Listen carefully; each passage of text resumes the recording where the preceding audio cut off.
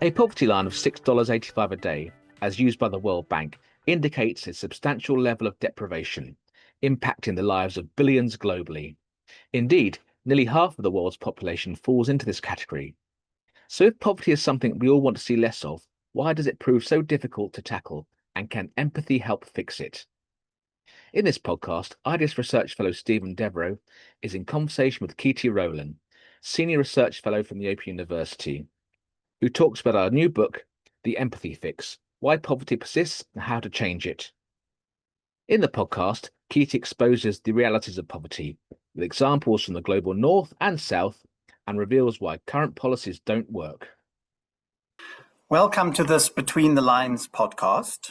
My name is Stephen Devereux.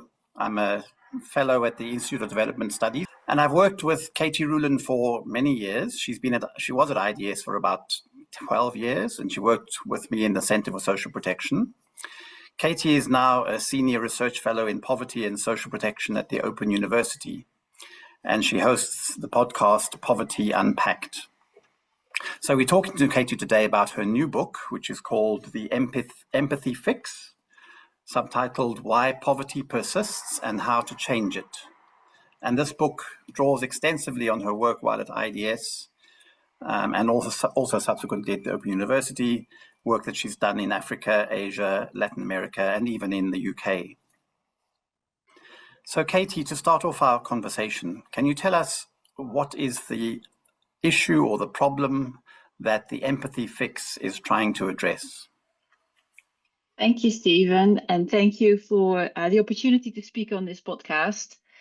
So the main problem that the book is trying to tackle is poverty, and I'd frame it as one of the biggest crises of our time. So despite this economic growth the world over decades, and massive accumulation of wealth amongst a select few, at this point in time, nearly half of the world's population remain in poverty if we use the $6.85 a day poverty line, so serious deprivation. And if we think about the UK alone, 1 in 3 children at this time grow up in poverty. And if we think again about the wealth that's going around in the world, it's mind-boggling, really. So something that I think deserves a lot more attention than it gets, particularly in the mainstream debates. And so this book, to flag from the outset, is a non-fiction book, so not an academic book, not a policy-oriented book or a book especially geared for policymakers or practitioners. It's a book aimed at the wider public audience that goes to their bookshops to look at general affairs or political affairs books and really tries to speak to that readership. And in the book, I ground the issue of poverty in a lack of empathy or a failure to empathize with people in poverty and with the issue more broadly. And I do this especially in relation to those who may not have direct experience with living in poverty. And that includes myself. So I speak about the issue of poverty as someone who, as you mentioned, has worked on it for almost 2 decades, but also someone who, and I'm very privileged in that way, hasn't lived it. So that means I cannot speak from my own experience about what it means to live in poverty, but it does mean that I'm able to look at it from the perspective of many others in our societies who in some ways do hold a lot of power over people who live in poverty or experience deprivation, whether that's because they are directly involved in that work, or maybe they are service providers in schools or health facilities, or just the way in which we live in our communities and who our neighbors are. And so in the book, I look at examples from around the world in terms of policies and things that happen in societies to try and create an understanding of what living in poverty means, how it affects all aspects of life, individually and in communities. But I also try to reveal the many double standards that are rife when it comes to what we think people in poverty should be doing with their lives and how that holds quite differently to how we allow people who have more money to live their lives. And the book digs into the detail of various types of welfare and anti-poverty policies and how, in many cases, things are made worse by how people are treated or by how they individualize the problem of poverty. But it's not all doom and gloom. So at the end of the book, and also the premise of the book, is to provide a solution, or at least a part of a solution. That's why it's called the empathy fix, after all. So empathy is offered as an entry point to help create solutions, and crucially for everybody to get engaged in a solution or a response to poverty. So not just those that make big political or policy decisions, but really everyday people in everyday lives, in their everyday actions. And I'm sure we'll discuss that in more detail in these episodes. So the book is about poverty, and you're arguing that one of the causes of poverty is a lack of empathy, or an inability of people who are not living in poverty to understand the experiences of people who are living in poverty. And I think you said you're proposing that one solution or one contributing solution to poverty would be if we had more empathy, if we could build our empathy levels. That's a very ambitious project, and the title, of course, is a very big title, a very grand title, The Empathy Fix. So I wanted to ask you, can empathy really fix poverty? And if so, how? And are you saying that empathy is enough on its own, or how does it work to contribute towards eradicating poverty? Yes, it is a big problem and a grand title in terms of its solution. I don't think empathy on its own can fix poverty, but I do think it's a precondition to try and tackle the problem. And I say that in first instance because I think a lot of the reason for why poverty is still so persistent is because there is an empathy deficit. If we look at how policies are forcing people who are in need of support to jump through many, many hoops to prove their deservingness, to do all sorts of things that are related to job searches or filling out forms, queuing for help. It strikes me that that's all underpinned by a lack of empathy in terms of what that means for people's mental health, their time, their ability to engage with things that they want to engage with, etc. So it's from that understanding that I suggest we have to flip it on its head and make systems and our actions and policies more empathetic. And I think only once we start doing that can we try and find a solution that is reducing poverty in effective and dignified and respectful ways. So empathy is a precondition or a necessary condition to help fix poverty. And I think by making policies and interventions more empathetic, we can then contribute to eradicating poverty. We can find solutions that are more respectful of what people themselves say they need, whether that's in terms of the basic needs that they identified, types of food, education, certain types of medical support, or whether it's about how they want to go about meeting those needs, how they would like to earn an income, for example, or how they prioritize their time in devoting attention to different activities. The moment so many efforts are so top down and pejorative and also punitive that people are given very little space. And I think that's very much undignified, but also undermines the effectiveness of many efforts to try to tackle poverty. So again, I think empathy can really try and help turn that around and make things more effective. And I think that's an important point to make. It's not just about efforts being more dignified, the way we treat people living in poverty, to be more respectful and in respect of their human rights. I think ultimately it is also about being more effective, and especially if we consider poverty sometimes as something that is related to intersecting inequalities, or if there are people who've been experiencing poverty for a long time as a last mile issue. I think that's where a lot of the progress needs to be made. I want to drill down a little bit into this notion of empathy and the way that you are using it in the book.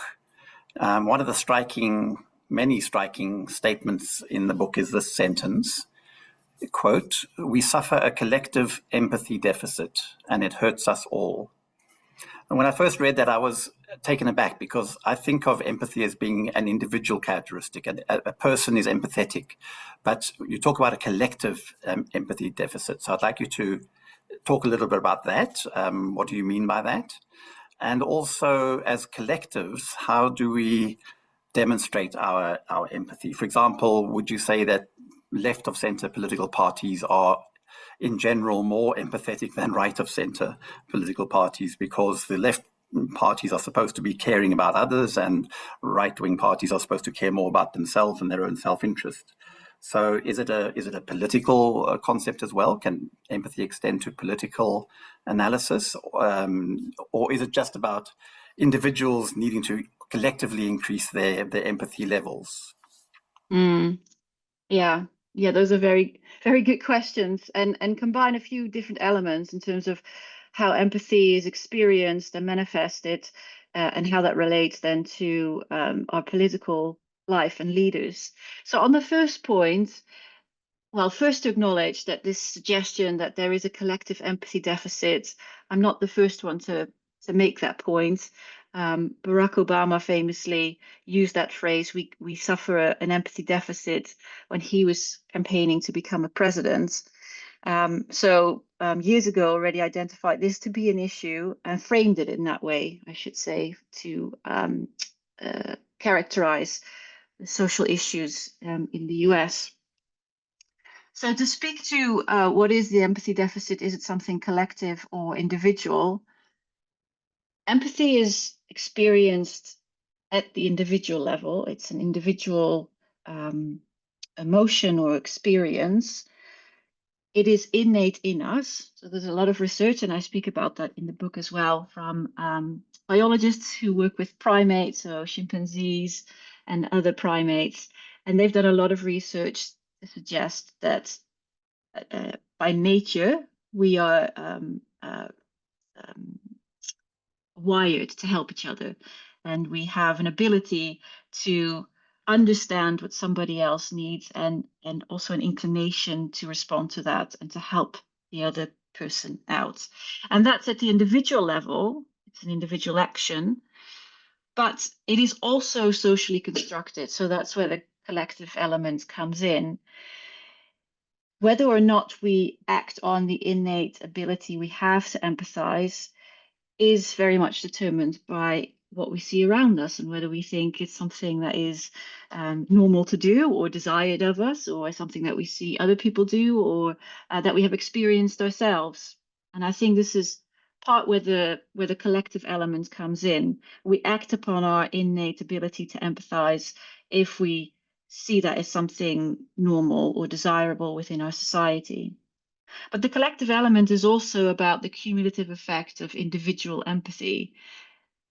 We may experience and act upon it at an individual level, but together it adds up to a deficit or something that can help drive positive change. So that's how I would see the move from empathy as something individual towards a collective deficit, or conversely, a force for good. Now, in response to your question about how this relates to politics and whether left-wing political parties are possibly more empathetic than right-wing parties, I think this speaks to quite an interesting and also somewhat daunting aspect of empathy, which I frame as the dark side of empathy. So we are all naturally able to empathize, but we are mostly able to do that with people who are like us, a so-called in-group, people who look like us, people who talk like us, who are in our social circle. So to take the most visible option, that's mostly people who have the same color of skin like us, maybe people who have the same language of us, same ethnicity, etc. And that's a problematic part of empathy, because it also means it feeds into potentially an us and them logic. And so if we take the extreme opposite ends of left wing and right wing, you might suggest that those who are on the right side of the political spectrum are empathetic, but they tap into the dark side of empathy much more than the left-wing parties might do, where empathy is expanded beyond the immediate social circle, beyond the immediate us or in group, but the net is cast much wider, if you will. So in terms of using empathy politically, it's by understanding that in the first place, I don't think it's very helpful to suggest that people on the right side of the political spectrum are inherently less empathetic, but they expand it possibly less broadly than those on the left side of the political spectrum. But then the other element is to use empathy as strategically as a political force for good. And some have done this, some leaders have done this very deliberately, and I would say have made a real difference. So, for example, if we look at Jacinda Ardern in New Zealand, she was very vocal about her empathetic qualities as a leader. And so at some point during her leadership, one of her quotes was specifically about this. And she said, and I quote this from the book, "We need our leaders to be able to empathize with the circumstances of others, to empathize with the next generation that we're making decisions on behalf of. And if we focus only on being seen to be the strongest, most powerful person in the room, then I think we lose what we're meant to be here for." And I think especially at this time when empathy seems to be far, far removed from much of the discourse of political leaders around the world, that's a very good reminder. So yes, I think there's definitely a quality in empathy for our political leaders and making political positive change happen. Well, I certainly hope that certain political leaders read your book, because I think there's definitely a collective empathy deficit among some powerful leaders in the world right now. But let's move back to poverty, and I think another interesting argument that you make in the book is that the lack of empathy that we sometimes observe from richer people to poorer people derives from double standards in the way that people are treated. Essentially, if you're on the upside of the wealth divide, life is a lot easier. You get, for example, you put money in the bank and you get more money just by earning interest on it. And the more money you have, the more interest you earn. But people who are wealthy also tend to get rewarded by society. So to take one example, subsidized solar panels, which are obviously good for the environment, but also it's wealthier people that are going to take advantage of that. As with any subsidies, people who have more money and consume more tend to benefit more from subsidies. On the contrary, homeless people are often treated in a very pejorative way, negative way. They are treated with suspicion, and they even get punished. You talk about hostile architecture, which deters people from sleeping in public spaces. And those people are blamed for their poverty. They are lazy and they are seen as failures. That's how they are perceived, because we live in this illusion of a meritocracy where you can succeed if you work hard, and if you don't succeed, it must be your own fault. And that way of thinking, which you analyze and criticize in the book, I think is very nicely encapsulated in another striking sentence of yours, where you say, quote, "The meritocratic model brings hubris to the wealthy and successful." So can you tell us a bit more about how this notion that we live in a meritocracy affects empathy? Yes. I think it's a key part for why we have an empathy deficit, because it really taps into the suggestion that our success, and on the flip side, our failure is individual. And that means that if we do well, we can tap ourselves on the back, and we do that with pride, and it allows us to say, well, look at us, haven't we worked hard for this and we've really earned it? But it also means that, as you say, when we see people sleeping rough on the street, we are then justified to say this is their own fault. They haven't worked hard enough. They don't know how to manage their money, and clearly they don't.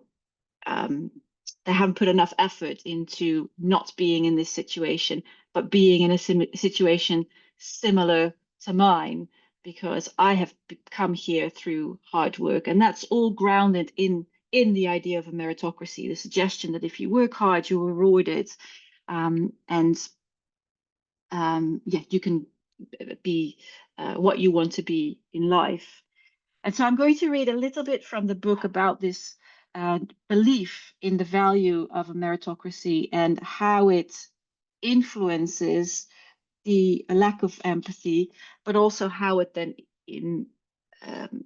instills this shame and blame on people in poverty. Our steadfast belief in the value of a meritocracy drives the individualization of poverty. It's the fuel that feeds the toxic narrative that suggests being skinned, struggling to make ends meet, and living on little is due to individual faults.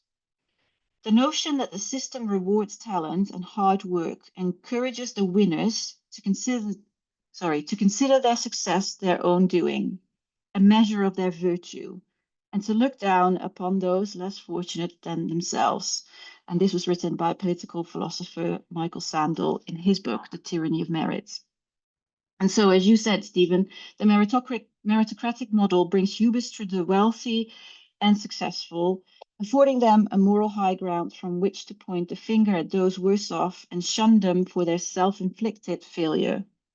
The ideology that poor people only have themselves to blame doesn't just serve to offer the wealthy a moral high ground, it also gives rise to a politics of humiliation, to the weaponization of blame and shame. Pervasive emphasis on ideas of self-reliance and self-help allows for pushing through policies that benefit the rich and disadvantage the poor, and blaming the poor for any fallout. So the point here is that it becomes a reinforcing loop. We pat ourselves on the back if we have more money, if we have a good job, if we do well in life. We deride those who don't have the same, who aren't able to do that. And we then put in place policies that further compound this logic. So we make it harder for people who are in poverty to have enough time, to have enough headspace to do the things that they find important to do, and thereby possibly move up in the world, for lack of a better term. And we put in place policies that, as you say, such as subsidies, that benefit those who already have more money. But at the same time, we do it in such a way that still allows us to suggest that people in poverty receive more money from the state, or are more able to be fraudulent or cheat the system than people with money.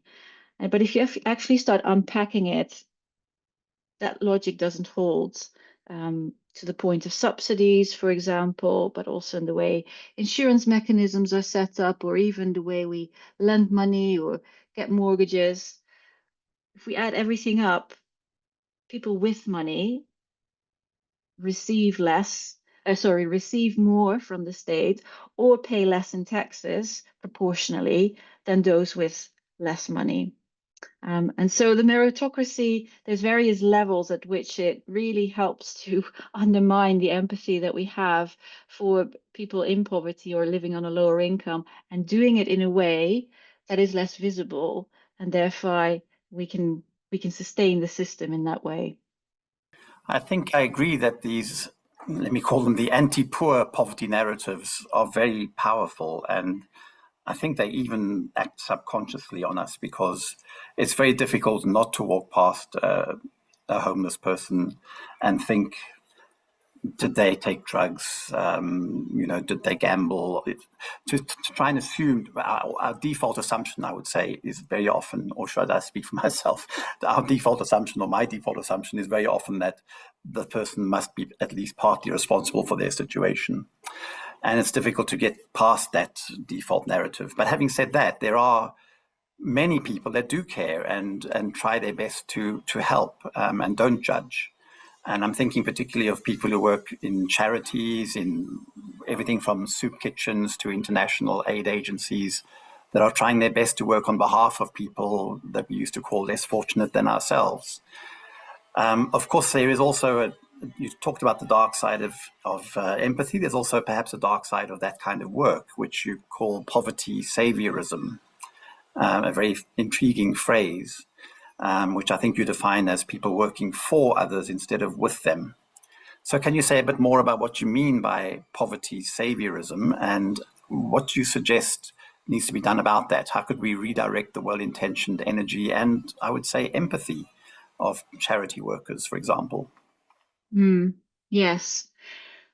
I think there's various elements to poverty saviorism. There's almost a spectrum, I would say. So there are many hardworking, non-judgmental, as you say, and empathetic charity workers. So, for example, here in the UK, people who work for food banks or do all sorts of voluntary jobs to help people who are less fortunate or less well off. I don't think that's necessarily poverty saviorism in the way that I refer to it in the book. The way I refer to it in the book, in the sense that it's problematic, is when it comes with judgment, and also a desire to be seen to help the poor. So when it tips from wanting to do good for other people or with other people to look at me, I'm doing good for other people. And so the most obvious example of this is white saviorism, with young people, or older people for that matter, but going to lower income countries and helping out in orphanages, taking pictures of themselves with happy children, suggesting that they really improve their lives. I'm sure when you ask people why do they do this, it is because they want to help. But I think there's also very much an element there of them wanting to be seen to help, and some suggestion that they are somehow better placed than people in that country, in that community, to do that work. And that's where the problem with poverty saviorism is. That's really working for others or doing things to others rather than working with them. So it's on that really more extreme end of the spectrum where most of the problem is. It renders people who are in poverty just as invisible as when they are not supported, but it also displays them purely as victims and are treated purely as victims. And there's a power differential, not only between people who live in poverty and those who don't, but if we talk about international and white saviorism, all sorts of other power differentials as well. That, of course, also links back to colonial hierarchies.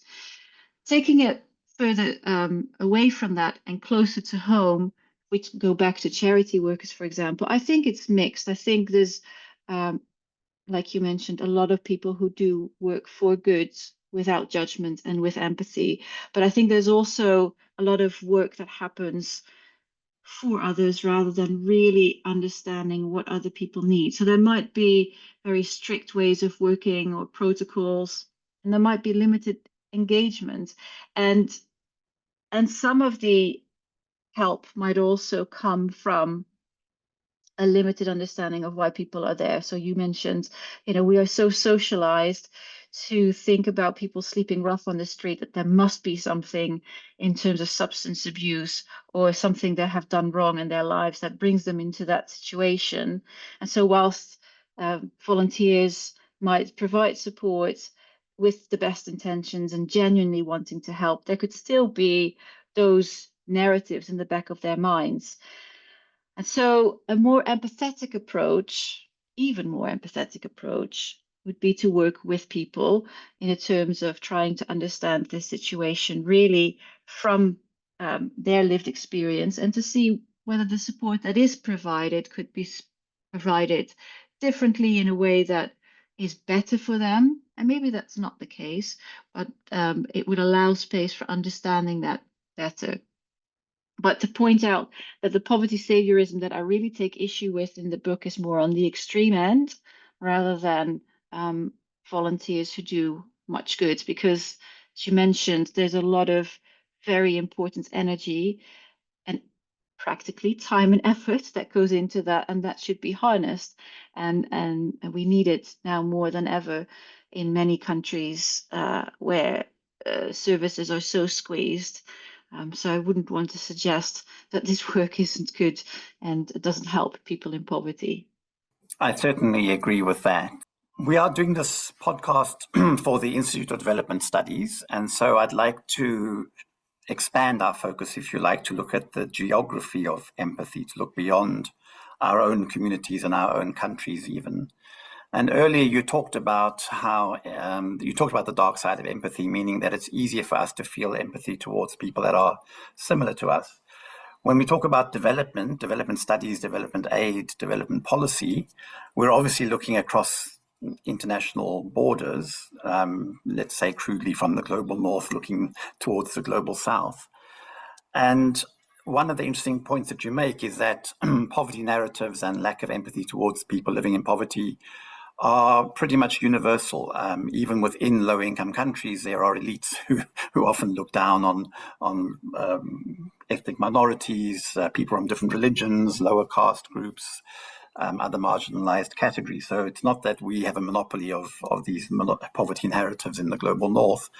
But within the global south, there are a lot of poor people and a lot of crises. One thinks right now about Sudan, for example, DRC. And a lot of people in the global north are sending money to international organizations to try and assist those humanitarian crises. Is that enough? Is that empathy? Is it possible for us to feel empathy for people living far away, living unimaginably different lives to ours? Or can we only be sympathetic and try to work through development aid and development projects as a kind of charity and end up risk being labeled as white saviors, as you mentioned earlier? Well, I think it's a very pertinent question, this. And actually what's happening right now in the world in terms of development aid and the cutbacks. So we are speaking early March. Things might have changed when this podcast comes out, but we've seen the US aid agency had been dismantled. Last week, we saw cuts to UK aid being announced. Other countries in Europe, like the Netherlands, are really squeezing the money that goes to international development. And so arguably helping people who live in poverty in countries in the global south. And so one might argue that there is a lack of empathy when it comes to people who are further out. And it really does speak to the dark side of empathy. We are closing in much more on our own communities, our own societies, people who live in our own country, rather than look towards the out group. With the suggestion that that's what we need to do to either save money allocated elsewhere or fight the corruption that's been going on in development aid. I think having aid and as an individual contributing or donating money to good causes is a form of empathy, because it does it's a way of channeling what you have towards those who are less like you, living in countries further afield. How that money is then put to use, whether that's through white saviorism or not, I think depends very much who you give your money to and how organizations work. I don't think you can only label things as empathy if you yourself as an individual go out to countries to engage with people who live in poverty directly. In fact, I think that in many cases that could be characterized as white saviorism, because it is far more about your own ability to put yourself in that place with that other person and look at me and see and say, look at me, I'm helping out here, rather than think about the most effective ways to do that. And very often that would be through NGOs or organizations who know the context very well and who work with people rather than to them or for them. So if people give money to development causes or international development organizations, I think that can be very much framed as empathy, particularly if people have done the research about who they give the money to and for what reason, and to ensure that that's done in this more empathetic way. Really, the more urgent issue at the moment is that again, this lack of empathy, or the dark side of empathy, is feeding into cutbacks on international aid. So I would find that more worrying than thinking about whether people who donate their money, whether that can be characterized as empathy. Yes, it certainly is a very challenging time for development agencies and for all people interested in poverty outside of their own communities and countries. I wanted to end off with a couple of questions about stepping back a little bit about the process of writing this book. I'm intrigued that you said at the beginning this is a non-fiction book, but it's not an academic book. You've worked your entire career on poverty, and this book is about poverty. So how does writing this book compare to writing the more academic outputs, the research reports and the journal articles that you've been doing for the last 20 or so years? Yes, it's a different starting point, I think. First of all, academic research is more discrete in the sense that there might be research projects that we're working on that look at particular research questions, have particular knowledge gaps that we try to fill, or we do research for interested parties, organizations that want to know how their programs are impacting people, etc. So oftentimes research is cut up in smaller chunks than I think the overall message in a book like this.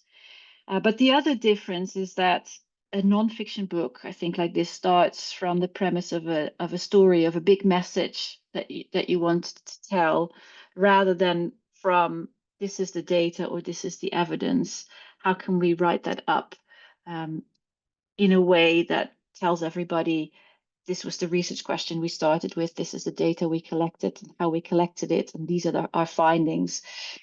So the starting point is very different in terms of the remit of the work, but also the story that you want to tell.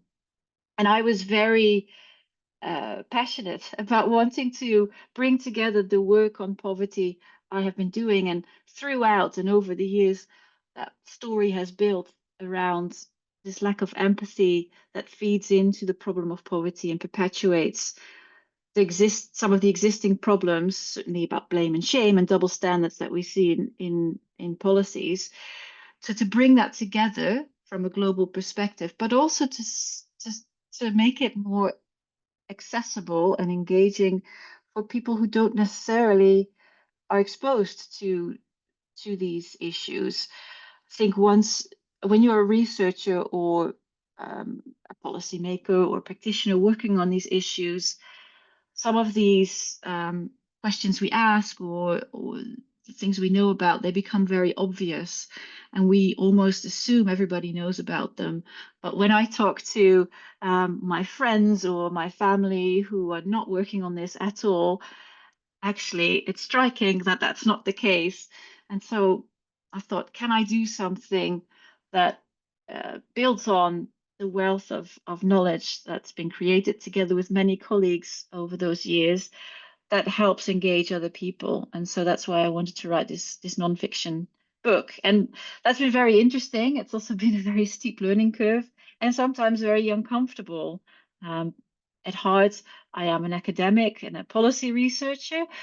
So I tend to write based on the data that's available, based on the information we have, framed by a research question. But this time around, it was about creating a narrative and also about positioning myself in that narrative. So with the help of the publisher and the agent I've been working with, it was made very clear to me that people need to want to read this book because you've written it. So what is your contribution to this story? And that's, of course, not a very comfortable thing to do for academics. So that was something new I've had to learn. And so there's quite a lot of personal anecdotes in the book. But the second element that I've really grappled with throughout writing the book, which is also an aspect of it being a non-academic book, is that I don't have lived experience. And so whilst as an academic, you can also always hold quite firm to the data that you've collected and the rigor of the methods that you used and the fact that you've engaged with people who do have experience. that's not the case in this book. I have to, because I'm bringing myself into the story, I have to be obviously upfront about not having lived experience, and at no point do I claim it. But I do want to meaningfully reflect people's voices and experiences. And so that's been a really difficult balancing act. And I hope I've achieved it, and I've done right by the experiences that people do have and the voices that I have included in the book. But those are some of the big differences between academic writing and pulling a book together that is for a wider audience that you'd find in every bookshop around the corner. Yes, I have to say, as a reader, that maybe the biggest difference that I observed in reading this book, as opposed to reading your or co-authoring research reports and articles with you, is the passion. It's clearly a passion project, and I say that in a good way, because you clearly empathized with many of the people that you've met and interacted with in countries around the world where you've been doing your work. And this book gave you an opportunity to give voice to those people and to tell their stories, and in a way which I find deeply empathetic, and in a way which you can't write up in a standard journal article. And so, as you say, research is very technical. It's very often commissioned by agencies that want certain answers to certain questions.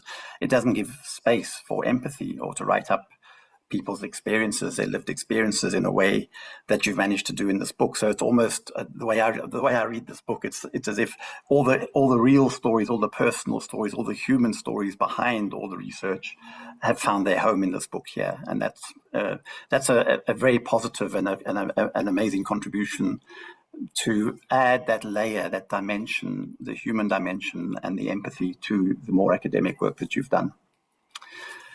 Let me ask you finally, to close off, what you hope to achieve with this book. Would you like to change people, and how? And what message would you like readers to be left with after they've finished this book?